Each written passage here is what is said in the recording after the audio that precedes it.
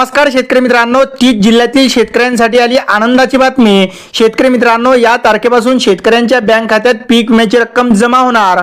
शेतकरी मित्रांनो, मुख्यमंत्री देवेंद्र फडणवीस यांनी आज सर्वात मोठा निर्णय घेतलेला आहे। शेतकऱ्यांच्या बँक खात्यात पीक विमा निधी आता जमा होणार आहे। शेतकरी मित्रांनो, ही माहिती मुख्यमंत्री देवेंद्रजी फडणवीस यांनी दिलेली आहे। 2025 खरीप पीक विमा हा 1 जुलै पासून शेतकऱ्यांच्या बँक खात्यात सलग 3 दिवस वितरित होणार आहे। हा पीक विमा 30 जिल्ह्यांना वितरित होणार। आता केंद्र सरकारने मंजूर केलेला पीक विम्याचा पहिला आणि दुसरा टप्पा हा आज दुपारी 2 वाजल्यापासून जाहीर सुद्धा होणार आहे। शेतकरी मित्रांनो, त्यानंतर 1 जुलै रोजी शेतकऱ्यांच्या बँक खात्यामध्ये या रकमेचे वितरण हे हळूहळू सुरू होणार आहे। शेतकरी मित्रांनो, आणि ज्या शेतकऱ्यांना अद्यापही आतापर्यंत एकही रुपया मिळाला नाही, त्यांना 1 जुलै रोजी त्यांच्या खात्यावरती पीक विम्याची रक्कम जमा होणार।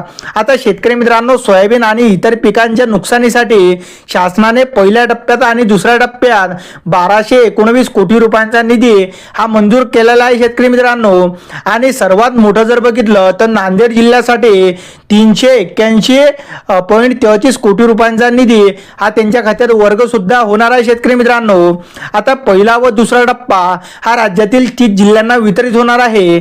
त्यामध्ये आता कोणते जिल्हे आहे आणि आधी त्याची पात्रता आणि निकष काय आहे, तर शेतकरी मित्रांनो, ज्या महसूल मंडळामधील पीक विमा प्रयोगातून उत्पादन मोठी घट झालेली आहे त्यांनाच हा पीक विमा मिळणार आहे।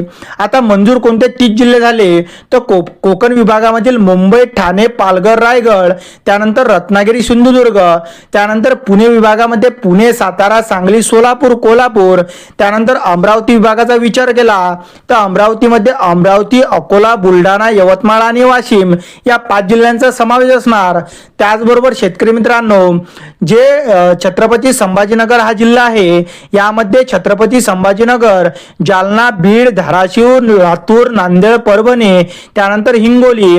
आता नाशिक विभाग जर बघितला तर नाशिक विभागामध्ये नाशिक, जळगाव, अहमदनगर, धुळे, त्यानंतर नंदुरबार आणि नागपूर विभागातील वर्धा या जिल्ह्यांना आता पीक विम्याची रक्कम हे मिळणार आहे। शेतकरी मित्रांनो, व्हिडिओ आवडल्यास व्हिडिओला लाईक आणि चॅनलला सबस्क्राईब नक्की करा। धन्यवाद।